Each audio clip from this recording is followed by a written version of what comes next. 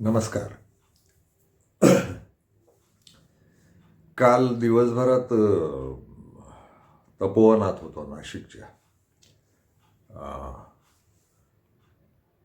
झाडं तोडू नयेत हे नाशिककरांच्या मनात आहे आणि त्यांनी त्यासाठी आंदोलन सुरू केलं आहे. आणि ह्या आंदोलनाचं स्वरूप खरं तर वृथा आहे. ते कुठल्या अर्थानं वृथा आहे तर सरकार मुद्दाम लोकांना डिवचतंय, चिडवतंय आणि खिल्ली उडवतंय लोकांची. म्हणजे सरकारनं समाजाच्या विरोधी भूमिका घेतली नसती तर हे आंदोलन उभं राहिलं नसतं.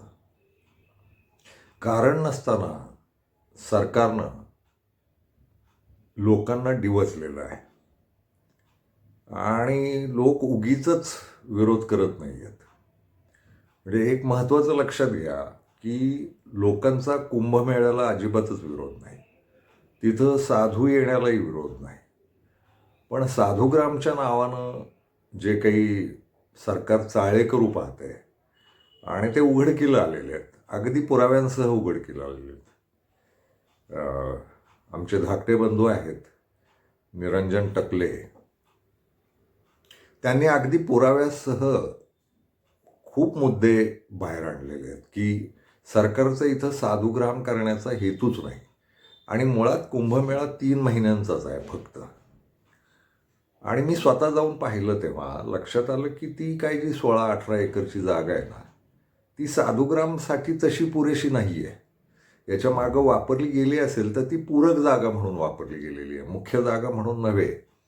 आणि त्याला तपोवन वगैरे म्हणतात. तर एकेकाळी ते नाशिकच्या पूर्ण बाहेर असलेलं, पण विकासाच्या नावाखाली काय जे काही झालं आहे ना, गिळंकृत करणं जागा जमिनी आणि इमारती उभ्या करणं आणि रस्त्यांमध्ये पैसे खाणं खड्ड्यांचे, हेच विकासाचं आत्ताचं मॉडेल आहे आणि विकृत आहे ते. त्या मॉडेलचा बळी म्हणजे ते तपोवन आहे. तिथली मोठी झाडं आम्ही तोडणार नाही वगैरे. तिथं वडाची झाडं पाहिली हो मी, जुनी ती कदाचित यांच्या मागच्या आता कुंभमेळ्यात वाचली असावीत. पण फार रम्य आणि देखणा परिसर आहे तो. आणि फक्त 16-17-18 एकराचा काहीतरी परिसर आहे. शेजारी गटार झालेली कपिला नावाची आपल्या पुराणकथांमधली नदी आहे, तिच्याकडं ते नगरपालिकेचं आणि विकासकांचं काही लक्ष नाही. आणि कपिलेचा आणि गोदावरीचा संगम तिथं होतो. तर ते त्या अर्थानं ते महत्त्वाचं ठिकाण आहे पौराणिक अर्थांनी. पण म्हणून झाडं तोडून साधूंना राहायला जागा द्यावी वगैरे, हा अतिशय मूर्खपणा आहे. म्हणजे मला नाही वाटत साधूंनाही स्वतःला आवडेल हे. पण कुणाला आवडतं तर ते तिथं लक्षात आलं. निरंजन टकलेंशी बोललो, निरंजन टकलेंचे रोजचे व्हिडिओ पाहतो मी. आणि निरंजन टकले तिथं जे काही तळमळून बेंबीच्या देठापासून सांगतायत, निरंजन टकलेंचा काही धर्माला विरोध नाही, साधूंनाही विरोध नाही, अगदी सयाजी शिंदेंचाही नाही. पण तुम्ही करायचं असेल तर तुमचं तुम्ही सुंदर व्यवस्थापन करू शकता. आणि कोणीतरी ते मंत्री आहेत फार हट्टाला पेटल्यासारखे. तर मला संशय आला की या सरकारला कुठल्या तरी दुसऱ्या ठिकाणी खूप भ्रष्टाचाराची काहीतरी कामं करायची आहेत आणि हे सरकार भ्रष्टच आहे. तर या सरकारला मोठे काहीतरी घबाड पद्धतीचे डावपेच भ्रष्टाचाराचे आखायचे आहेत आणि लोक गुंतून राहावेत, लोकांचं ध्यान दुसरीकडे जावं आणि भटकून जावं, याच्यासाठी तपोवनाचं आंदोलन पेटायला लावलं की काय. म्हणून ते मी मगाशी म्हणालो वृथा. आंदोलकांना नाही म्हणत आहे मी, सरकार मुद्दाम काड्या करते असा त्याचा एक अर्थ निघतो. आणि किळस आली मला. म्हणजे ते गिरीश महाजन नावाचा मंत्री रोज तेच बोलते. आणि तिथली महिला आयुक्त आहे कोणतरी स्त्री बाई, ती आयुक्तपणा सरकारचं ते ओढतेरी. खरं तर सरकारी अधिकाऱ्यांनाही खूप अधिकार असतात, मंत्री येते जाते असतात. सरकारी अधिकाऱ्यांनाही समाजाचं हित वगैरे कळलं पाहिजे. पण ती बाई पण म्हणते की आम्ही आजही, म्हणजे आत्ताही मी ते कुठेतरी बातम्यांमध्ये ऐकलं की ती बाई लोकांना म्हणाली की आम्ही काही सगळी झाडं नाही तोडणार आहोत, पण जी आवश्यक आहे ते. आणि मूर्खासारखं अतिशय किळसवाणं जे काही चालू आहे ना, ते असं आहे की आम्ही 18,000 15,000 झाडं बाहेर लावणार आहोत आणि ते खड्डे काढलेत आणि हैदराबादवरनं झाडं आणलीत. बावळटपणाचा कळस आहे, समाजाला मूर्खपणाचा समजण्याचा कळस आहे हा. तिथं करा ना. आणि त्या कपिलेच्या आणि गोदावरीच्या संगमावर आणायचं असेल तर दुसरीही बाजू आहे, त्या नदीला, आणि आणता येईल ना तिथं. ते तपोवनातनं साधू जाऊ दे ना त्या झाडांखालनं. तिथंच राहिलं पाहिजे, साधूग्राम तिथंच केलं पाहिजे. 16 एकरामध्ये साधूग्राम होणार आहेत का? इतके कमी साधू येणार आहेत? त्यांचे ते आखाडेन बिखाडेन तंबून राहुट्या ते जे काही लागणार आहे ते तिथंच फक्त असतं का? ते जी काही 15,000 झाडं लावणार आहे हैदराबाद, आणि आणली पण म्हणे रोपं. कुणाला विचारलं? हे काय बाप का मालक आहेत आपल्या अनधिकृत? आपला पैसा, समाजाचा पैसा, खड्डे समाजाच्या पैशानं काढणार, ती जागा समाजाची, तिथं हा 15 फुटाची झाडं हैदराबादवरनं मी स्वतः जाऊन विकत आणली म्हणतो हा. विचारलं कुणाला तू?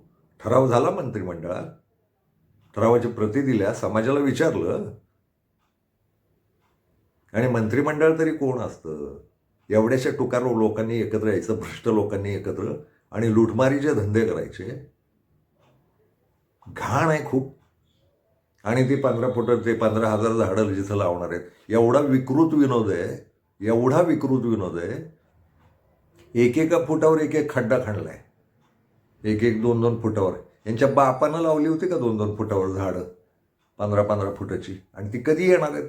पुन्हा हे ती झाडं पण विकणार, त्याही जागेचं पुढं काहीतरी करणार. यांच्या डोक्यात फक्त सिमेंट रस्ते, बांधकाम, त्याचा पैसा खाणं. गेल्या 75 नंतर जे या राज्यात जे कुठलं सरकार म्हणून लोक आले ना, ते बिल्डर आहेत मूळचे. लोकांच्या जागा जमिनी घेणे ताब्यात, त्या तिथं कारखाने उद्योग करणं, स्वतःच्या शेत्या करणं. 20-20, 25-25 हजार एकर जमिनींवर स्वतःच्या शेत्या करतात. हे सह्याद्री सगळा मंत्री, आमदार, खासदारांनी बाटवलाय, अख्खा विकत घेतलाय. जा 7-12 बघा, भलतीच नावं सापडतील तुम्हाला. हे जे सरकार आहे ना, हे फक्त बांधकाम, जागा, जमिनी याचा पैसा 75 नंतर कमवत आहे. मी साक्षी आहे पत्रकार म्हणून, आणि सगळा सह्याद्री फिरलोय मी. जिथं जागा दिसेल तिथं ते समृद्धी महामार्ग, शक्तिपीठ महामार्ग, यांचे धंदे आहेत बांधकामाचे. ते जे अडाणी, अंबानी आणि हे सरकारचे लोक, यांचे धंदे जागांचा विकास करण्याच्या नावाखाली प्रचंड पैसा खाणे, जनतेला लुटणे, जनतेच्या करातनं. ते गडकरी नावाचं ते रस्ते बांधतंय, तिथं टोल, त्याच्यावर कधी व्हिडिओ करू वेगळा. टोल नावाचा प्रचंड मोठा 24 लाख कोटीचा भ्रष्टाचार दरवर्षी देशात चाललाय. यांचं डोकं फक्त तिथंच आहे. आणि ते काही गडकरी बेडकरी आदर्श नाही आहेत. धंदे करतात, तिथल्या समाजाचं भलं करण्याचं कोणाचंच नाही काही डोक्यात. ते तपोवन पाहून आलो काल, रमायला गेलो. खरं सांगू, खूप शांत वाटलं. खूप गर्दी होती, माणसं आली होती, आणि ती झाडं पाहताना असं भरून येत होतं. आणि नुसती नाशिककर मंडळी नव्हती, कुठनंही येत आहेत माणसं आता तिथं. वेगळ्या प्रकारचं पर्यटनच सुरू झालंय तिथं. छान. नाही लोकांची इच्छा, महाराष्ट्रभरातनं लोक आलेले होते, आणि सगळ्या प्रकारचे होते. सगळे शेतकरी होते, हमाल होते, रिक्षावाले, पक्षवाले लोक पण येत आहेत. पक्षवाले लोक, हे जे काही ती युतीचं सरकार म्हणतायत ना, त्यांचे तिथले कार्यकर्ते तिथं, तिथले पुढारी, आमदार नाही आलेले. ते लुच्चे घाबरून बसलेत कुठंतरी. पण जनतेचा एवढा मोठा आवाज आहे, आणि तो महाराष्ट्रातला आहे. लेखक, कवी, चित्रकार, पत्रकार, काय शेतकरी, हमाल, काय एकोप्याचं ते जे काय आहे ना, इतकं सुंदर ना, फार सुंदर. म्हणजे सगळ्या प्रकारचे लोक, आणि सगळे तिथं रमतायत. कुणी झाडांशी फोटो काढतायत आणि बसतायत, जेवणं बिवणं करतायत, कचरा करत नाही आहेत. आणि सगळेजण जात आहेत कपिला पाहायला, त्या कपिलेचं झालेलं गटार पाहायला. या विकासकांनीच गटार करून ठेवले म्हणे तिथं. घाण पाणी सोडतात, कचरा टाकायची सोय नाशिक नगरपालिका.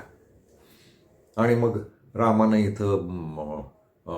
इथं राहायला होता वगैरे. अरे मग त्याची तरी कदर ठेवा. आणि आलीच झाडं तर, आणि काही नवीनच झाडं आहेत वगैरे, ती गेल्या कुंभमेळ्यात लावलेली, कुंभमेळ्यानंतर लावली. राहू दे ना आता, एक एक झाड वाढायला का जातो? वाढलीत ना आता. आणि करा ना सोयी तुम्ही. अहो, जंगी सोयी करावं, जनतेच्या पैशानं करा, म्हणजे त्याच्यावर तर माझी पण तक्रार नाही. ते जे काही कुंभमेळा होईपर्यंत 14,000 ते 40,000 कोटी खर्च होणार आहे आणि शाळांसाठी 2,000 कोटींचं बजेट आहे वगैरे, मला ते पण म्हणायचं नाही. आहे आमचा पैसा लुटताय ना तुम्ही, खर्च करा, दुसरीकडं कुठंतरी आलिशान सोय करा ना. त्या गोदावरीचं जे प्रदूषण आहे त्याच्यावर काहीतरी करा ना. शाळा नाही तिथं, शिक्षण नाही, आरोग्य व्यवस्था नाही. हां. आणि काल निरंजन टकलेंनी भाषण केलं, त्यातले काही मुद्दे तर इतके गंभीर आणि भयावह वाटले. कुंभमेळा झाल्यानंतर नाशिकमध्ये प्रचंड रोगराई येते, डोळे येणं, गॅस्ट्रो हे असलं काहीतरी प्रचंड होतं म्हणे काविळी. त्याचं बंदोबस्त करा ना. आरोग्याचे दवाखाने काढा ना तिथं मोठमोठे आणि स्वस्तातले किंवा फुकट. साधूग्राम, मग बालता वाटलेच बिल्डिंग आणि फ्लॅट बांधले तरी चालतात साधूंसाठी, काय बिघडतं ते ना. गेले साधू निघून की नंतर द्या लोकांना स्वस्तात. लोकांना घरं नाही आहेत. जगातल्या आणि भारतातल्या सुद्धा 25% लोकांकडेच स्वतःची घरं आहेत. 75% लोकांकडे घरच नाही आहेत. 25% लोक त्यातले भाडे करू राहतात. 50%ांना घरच नाही आहेत. तिथं नाशिकमध्ये झोपड्यांमध्ये राहणारे लोक आहेत ना, द्या त्यानंतर फ्लॅट. आणि 12 महिन्यांनी त्यांना 3 महिन्यासाठी आणखी कुठेतरी पाठवायचं, त्यांना छावण्यांमध्ये पाठवायचं, साधूंना 3 महिने पुन्हा 12 वर्षांनी ठेवायचं, पुन्हा 3 महिन्यांनी गेले की ज्यांचे फ्लॅट त्यांना द्यायचे. असं काहीतरी करता येईल ना. पण रमलो खूप. आणि ते साधूग्राम आहे तर ते साधूग्राम झालेलं होतं काल. आणि रोज होतंय. साधूची माझी व्याख्या आहे, जो जगाचं भलं चिंतो, जो जगाच्या भल्याचा विचार करतो आणि जमेल तेवढं जगासाठी झटतो, तो खरा साधू. ते वाक्य ऐकलं होतं मी खूप जागरण करतो रात्री, आणि घरातले किंवा जे कोणी मी जागतोय असं ऐकणारे लोक असायचे, ते वैतागायचे आणि म्हणायचे नाही लवकर झोपलं पाहिजे वगैरे. ते झोप येणं तर ते जागत राहायचो. आणि मग खूप तरुणपणातच मला एक वाक्य सापडलं होतं आपल्या संस्कृतमधलं, की ते जेव्हा जग झोपलेलं असतं तेव्हा जगाची चिंता करणाऱ्या विभूती जाग्या असतात. त्या वाक्याचा आधार घेऊन मी जागरण आपली समर्थन करत राहिलो, जागरणांची. तर काल मला तिथं विभूती आलेल्या दिसल्या. काल तिथं खरे साधू आलेले दिसले. साधू म्हणजे लोकांपासून लांब जाऊन राहणारा माणूस, तर ती वेगळी व्याख्या आहे. त्यानं खरं तर कशाला यायचं अशा गर्दीत हा प्रश्नच आहे. आणि सोहळे कशाला करायचे हा प्रश्नच आहे. त्यानं त्याची तपश्चर्या करावी आणि त्यानं लांब राहावं जगापासून. आणि जगांच्या तो जो संन्यस्त होऊन गेलेला माणूस आहे ना, हा जगाच्या भल्यासाठी गेलेला नसतो. हा त्याला जगण्याची भीती वाटलेली असते की त्यातनं तो गेलेला असतो. एक तर साधू म्हणून जगता येईल, ते आता भारतात ती सोय आहे फुकट जगण्याची, ती म्हणूनही असेल कदाचित. किंवा खरोखरच जगाचा कंटाळा आला आहे आणि नको झालंय जग, तर तो अलिप्तच राहील. तो कशाला परत जगाकडे येईल. तर तो संन्यस्त वेगळा, संन्यस्त साधू वेगळा. समाजात राहून स्वतःच्या कष्टानं समाजाच्या भल्याचं चिंतन करणारे जे लोक आहेत ना, ते आजचे खरे साधू. तर मला काल तिथं जे आलेले लोक होते महाराष्ट्रभरातनं, किंवा रोज येत आहेत, 20-25 दिवस झाले, याच्या पुढे येत राहणार. एक झाड तोडू देणार नाही एवढं निश्चित आहे. फारच पेटापेटी होईल. काल खूप तिथं मुलाखती घेत होते लोक, आणि मी संसदीय भाषेतल्या शिव्या देतच बोलत होतो तिथं काहीतरी. कारण एवढा भडका झाला होता आतनं की काय करावं. म्हणजे समोर ती मंडळी असती तर भांडायलाच लागलो असतो. पण तिथं ते आंदोलक होते, आणि ते सगळे आंदोलक हा शब्दसुद्धा नको आहे खरं तर. हे साधू होते. तिथं साधू झाडं वाचवायला आले होते, स्वतःच्या खर्चानं आले होते, स्वतःच्या जेवणानं आले होते. माणसं स्वतःच्या पैशानं जगत आहेत तिथं, पैशानं स्वतःच्या खात आहेत, पैशानं राहत आहेत, आणि त्या साधूंमध्ये सामील होतात. खरे साधू. निरंजन टकले हा साधू आहे, सयाजी शिंदे हा साधू आहे.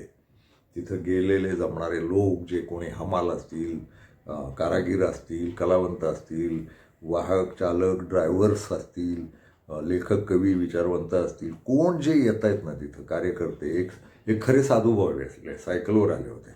सगळं ते आपलं भगवत्यांच्याबरोबर फोटोही काढला गेला माझा. ते मला ते ओळखत होते. ते मग खूप दारातच भेटले. ते सायकलवर फिरतात. ते तिथं आले होते झाडं वाचवायला. साधू, तो पण साधू, खरा साधू. सायकल चालवत वयोवृद्ध झालेला माणूस तिथं पोचतो, त्या आंदोलनामध्ये सहभागी होतो. हे खरं साधुत्व आहे ना. कुणाकडं काही मागणं नाही, भीक मागणं नाही, आणि सगळे स्वतःच्या खर्चानं तिथं पोचत आहेत. आणि काय करतायत तर केवळ 16 एकरातली झाडं वाचवण्यासाठी. हे कुठल्या धर्माविरुद्ध आंदोलन नाही किंवा त्या साधूंच्या कुंभमेळ्याविरुद्धही आंदोलन नाही आहे. भ्रष्ट सरकारविरुद्ध आंदोलन आहे. सरकारचा भ्रष्टाचार तिथं मोठ्या प्रमाणात लपलेला आहे.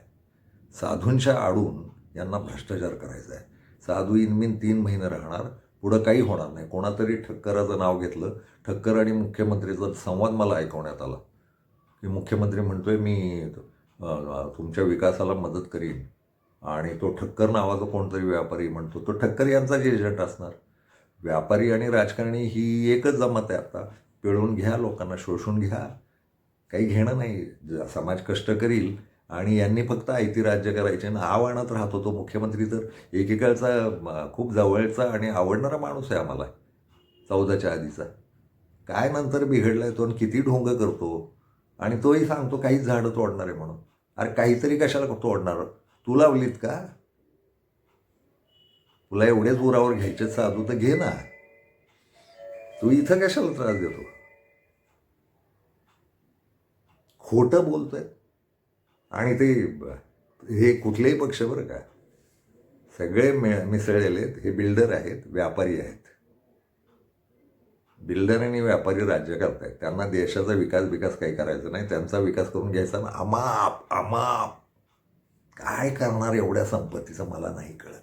खूप एक खर्च असतील कदाचित. आपण एस टीनं फिरतो, ते विमानानं फिरतात, त्यांची बिलं वेगवेगळी येतात. अरे विमानापुरतंच ठरव ना. विमानाच्या पेक्षा खूप 100 पिढ्या जगतील एवढ्या मालमत्ता. सगळ्या सह्याद्रीत जागा, जमिनी, महाराष्ट्र सगळा विकून टाकला आहे. रस्ते, लोकांच्या जमिनी घेणं, कारखाने, आणि आम्ही विकास करतोय म्हणे. अरे विकास नाही आहे करत तुम्ही गंडवताय. तुम्ही एवढे गबर गंडवताय. आणि तुमच्या क्षुद्र हेतूंसाठी ती तपोवनासारखी छोटी जागा तुम्हाला ती लागते. पृथ्वी रिकामी पडली आहे.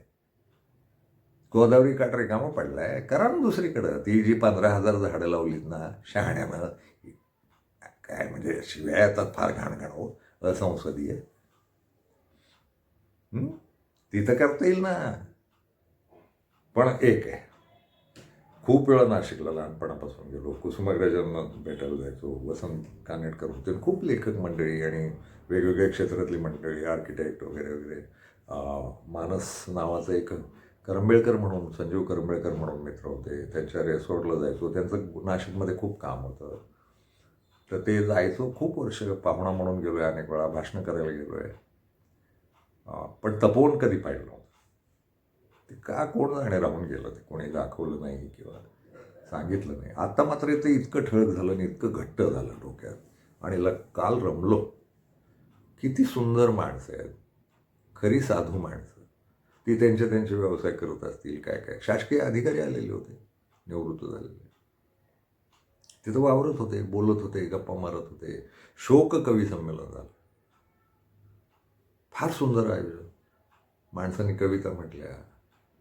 आणि शोक काय तर उद्वेग व्यक्त करणं, दुःख व्यक्त करणं. सरकारला जाणीव करून घेतली पाहिजे. मी काल तिथेही म्हणालो की सरकार काही समाजाच्या बाहेरचं नाही ना. आणि निवडून देतो वगैरे, आम्ही तुम्हाला उपकार नाही करत. आणि तुम्ही निवडून येता म्हणजे आमच्यावर उपकार नाही करत. निवडून आल्यानंतर तुम्ही जे काही तोडता संबंध जगाशी, ते नाही चालणार. तिथले कोणतरी 3-4 आमदार आहेत म्हणे, अजूनही फिरकलेले नाहीत.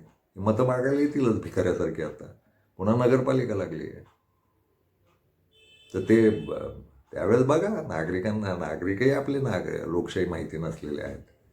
नागरिकांनी पण ठरवलं पाहिजे कुठले लुच्चे आपण निवडून देतोय. द्या ना गरीब पोरं निवडून, ज्यांच्याकडे पैसे नाहीत आणि ज्यांच्याकडनं तुम्ही पैसे खाणार नाही, जे इमानदारीत. आणि एक आहे, मला एक म्हणावंसं वाटतं, लोकप्रतिनिधी म्हणून निवडून दिलाय ना, त्यांना प्रत्येक गोष्ट येऊन लोकांना विचारलीच पाहिजे. ते सरकार म्हणून वर गेले ना की ते वेगळेच निर्णय घेतात. तर ती सवलतच नसली पाहिजे राजकारणात. समाजाला विचारल्याशिवाय कुठलाही निर्णय नाही घ्यायचा. प्रत्येक आमदारांना जायचं, गावगाव फिरायचं, त्याचं कामच ते आहे. त्यांना फिरायचं आणि असं असं सरकार ठरवतंय, अमक्या अमक्या योजना आणतंय किंवा अमकं अमकं सरकारच्या डोक्यात आहे, तर तुमची मान्यता आहे का? आणि त्यांना मान्यता गोळा करून नेऊन मग जमा करायच्या आणि जग जाहीर करायच्या की एवढ्या टक्के लोकांनी मान्यता दिली आहे. तपोवनाबद्दल मतदान घ्या ना, मतदान घ्या. सरकार म्हणून ठरवू नका. तुम्ही बाप आणि मालक आणि हुकुमशाह नाही आहात. आईमाईवरनं शिव्या द्यायची इच्छा होतीये. तुम्ही लोकांना विचारा, लोकमत घ्या, समाजाला विचारा, मतदान घ्या आणि तुम्ही घ्या. ते टुकार चॅनेलवाले असतात ना, तुम्ही कोणाच्या बाजूचे, राहुल गांधी पंतप्रधान होतील की नाही, तुम्हाला काय वाटतं वगैरे, ते तसले सर्वे नका करू. अधिकृत सर्वे घ्या. वाटलं सोशल मीडियावर घ्या, सरकारची वेबसाईट तयार करा आणि तिच्यावर घ्या आणि खुली ठेवा. त्यात तुमचे हॅकर्स नका घुसू. EVMचा जसा घोळ करताना तसा नका करू. खुली घ्या आणि घ्या आमच्यासारख्यांची मदत. आम्ही तुम्हाला मदत करतो फुकट. मतदान घेऊ आपण महाराष्ट्रात, तपोवन वाचवावं की नाही त्याच्यावर कळेल मग हिसका. आणि सरकार म्हणून स्वतःला वेगळं नका समजू आणि झाडं नका मारणार आहात तुम्ही पण. तुम्ही काही अमरपट्टा घेऊन आलेला नाही. कितीही संपत्त्या करा, कितीही बिल्डिंगा बांधन, रस्ते बांधन, काय नाही. कोणी नाही, कोणी जगत नसतं इथं. ते जे कोण तुकारपणे बोलतात ना मंत्री, लक्षात ठेवा, मरणार आहात. मरणानंतर तुमची नोंद खलनायक म्हणून होणार आहे. मारताना तर हाल होऊनच मरणार तुम्ही, पण नोंद तुमची खलनायक म्हणून होणार आहे की एवढा समाज कळवळून सांगतोय. बरं, ती साधीभोळी माणसं आहेत, त्यांना राजकारण आणि कपट नाही कळत आहे, पण तरीही लोक आलेत ना तिथं, तर लोकांना कळतं ना काही. तुम्ही जेव्हा भिकाऱ्यासारखे मतदान मागायला येतं तेव्हा लोकांना मायबाप साहेब वगैरे म्हणता ना, मतदार राजा, तर राजाचं ऐका ना जरा. तिथं राजेच जमलेले आहेत सगळे आणि ते साधं आहेत. कोणाच्या डोक्यात कपट नाही, राजकारण आहे. पण राजकारण सरकारचं घाणेरडा हेतू आणि या मंत्र्यांचे घाणेरडे हेतू. सरकार म्हणताना हे 2-4 टुकारच बसलेले आहेत, त्यांचे हेतू यांच्या लक्षात आलेले आहेत आणि यांच्या मागचं कोण आहे ते पण लक्षात येत आहे. म्हणजे काल लोक खुलेपणानं म्हणत होते आणि ते इतके सुंदर डायलॉग होते ना. या फडणवीस आणि त्या महाजनच्या मागं मोदी आणि शहा आहेत आणि त्या दोघांच्या मागं अडाणी आहे आणि अडाण्याचा मित्र शरद पवार आहे, असं इतकं लोक बोलत होते. कळतंय ना, लोकांना सगळी गणितं कळतात, बोलत नाहीत लोक. पण असे जमल्यानंतर इतकी मनं दिलखुलास उघडी करतात ना आणि कळवळून बोलतात. त्यांचा कुणावरच राग नाही, अडाणी मोठा होण्यावर नाही, पण आमचं नका ना लुटू. आणि जेव्हा ठरलंय एक केंद्र आणि हे महाराष्ट्रासाठी आहे प्रतीक म्हणून, नको ना जंगलन. किती काय तोडाल तुम्ही? तुम्हाला मोकळ्या जागा पृथ्वीवर प्रचंड पडल्या. तो सगळी पृथ्वी विकत घ्या. काय विकास करायचं करा ना. आणि दुसऱ्या देशात केला तरी चालतो. आता ग्लोबल खेडं झालोय आपण. तुम्ही आफ्रिकेच्या आणि सहाराच्या वाळवंटात जाऊन विकास केला ना तरी तो भारतापर्यंत येतोच. इथंच सगळा विकास झाला पाहिजे, नाही काही आग्रह. गणितं कळतायत लोकांना. फक्त एक आहे, फार सार्थक वाटलं आयुष्य आणि समाधान वाटलं की आपण खूप चांगल्या ठिकाणी गेलो, आपल्या पूर्वजांच्या ठिकाणी गेलो. ते तपश्चर्या करणारे, माझं काही साधून रागबिग नाही, पण तपश्चर्या करणारे लोक ते फार भन्नाट वाटतं ऐकतात. आपलं बुद्धानं केलं ना, महावीरानं केलं आहे. हे लोक कडेला जाऊन राहणं आणि डोकं शांत करणं आणि मंथन करणं स्वतःशी, ही सुंदर कला आहे, खूप महत्त्वाची गोष्ट आहे, ज्याला आधुनिक भाषेत मेडिटेशन म्हणतात. हे दीर्घ मेडिटेशन्स करणारे लोक आहेत. तर ते तसंच आहे आणि आजही तसंच आहे. ते नाशिकमध्ये तसं नाही आहे. नाशिकच्या बाहेर आहे, लोक फिरायला जातात तिथं सकाळी वगैरे. सगळं नाशिक नाही जात, पण आता झालं असं की या सरकारमुळं काढी लागली, सगळे नाशिककर पण तिथं जायला लागले. बाहेर गर्दीच गर्दी गाड्यांची.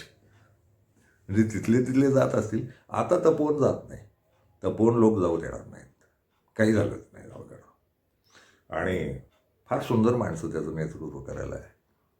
आणि आमचं निरंजन टाकले तर सगळ्या बाजूने. म्हणजे तिथं दिवस दिवस घालवतोय तो बिचारा आणि पुन्हा ते लोकांना प्रबोधन करण्यासाठी पुराव्यांसह बोलतोय तो.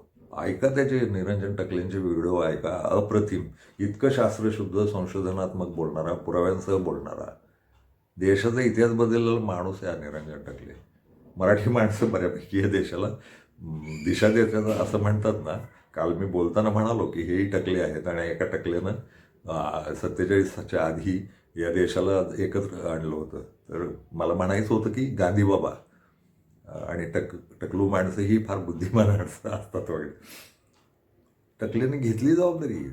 तो महाराष्ट्रासाठीचा फार सत्याग्रही पद्धतीचा आणि कोणाचे खून न करणारा, हिंसक नसलेला आधुनिक महात्मा वाटला मला गांधी. गांधीचे अवतार आपण जन्माला येतात पाहतो.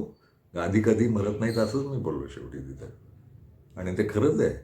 तिथं सगळे जमलेले गांधी होते. कोणाच्याही डोक्यात हिंसा नव्हती, शिव्या नव्हत्या, राग नव्हता. फक्त हे वाचवायचं एवढं होतं. एक मस्त सत्याग्रह. तर ते छान असं म्हणजे. आणि निरंजन वयानं धाकटा असूनही मला वाटलं की हा खरंच महात्मा आहे, आपल्यापेक्षा मोठा आहे हा आणि लढतोय. काही स्वार्थ नाही, काही नाही. लोकशाही टिकली पाहिजे, समाजव्यवस्था पारदर्शी आणि प्रामाणिक असली पाहिजे, राजकीय व्यवस्था प्रामाणिक असल्या तळमळीचा माणूस. तिथे तर जमलेली तशीच्या तशीच होती सगळी. फार मजा आली. वेळ मिळाला तर जाऊन या आणि कधी जाऊन या. झाडं तुटत नाही एवढं निश्चितच आहे. पण तपोवन नावाची गोष्ट आहे ना, ती पाहायला जा. कपिला नदी काही दुरुस्त करता येते का आणि स्वच्छ करून चांगली खळखळ वाहती करता येते का, याच्यावरही काल आम्ही बोललो. ती जी काही कामं उभी राहतील त्यातही मदत करा. गोदावरीच्याही प्रदूषणाबद्दल बोलू. पण जाऊन या, भेटून या. नाशिक जिल्ह्यात बरीच प्राचीन स्थळं आहेत आपल्या पूर्वजांची. जैनांची आहेत, बौद्धांची आहेत, हिंदूंची आहेत, मुसलमानांची आहेत, ख्रिश्चनांची आहेत. कितीतरी पराक्रमी चित्रकार, मोठी मोठी चित्रकार मंडळी. खूप नाशिक हे रमणीय परिसर आहे सगळा आणि आत्मिक शांतता मिळणारा परिसर आहे. तुम्ही जाऊन या आणि वेळ आहे तोवर आंदोलनात सहभागी व्हा. एवढंच सांगायचं होतं. धन्यवाद.